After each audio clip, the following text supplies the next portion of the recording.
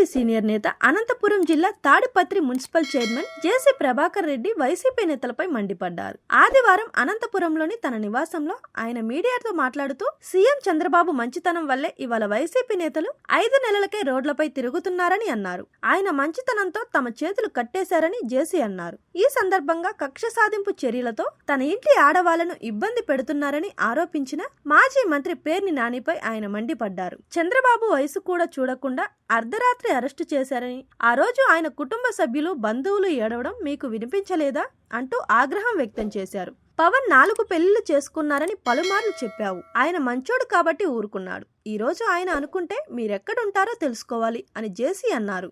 తనను 120 రోజులు జైల్లో పెట్టారని, తనపై కేసులు పెట్టినప్పుడు తనకు భార్య, కొడుకు, కోడలు లేరా అని ప్రశ్నించారు. ఇప్పుడు ఆడవాళ్ల గురించి మాట్లాడతారా అంటూ పేర్ని నానిపై ఫైర్ అయ్యారు. మచిలీపట్నంలో 1.12 ఎకరాల్లో నిర్మించిన గోదాము మీది కాదా, పేదల బియ్యం అమ్ముకుంటున్నావంటూ మాజీ మంత్రిపై జేసీ ఆగ్రహం వ్యక్తం చేశారు. ఇంకోసారి మీడియా ముందుకు వచ్చి మాట్లాడితే చరిత్ర బయట పెడతానని వార్నింగ్ ఇచ్చారు. తనపై గతంలో అక్రమ కేసులు బనాయించారని, అప్పటి నుంచి గడ్డం పెంచుకున్నట్లు ఆయన చెప్పారు. వాటి నుంచి బయటపడిన రోజు గడ్డం తీసేస్తానన్నారు.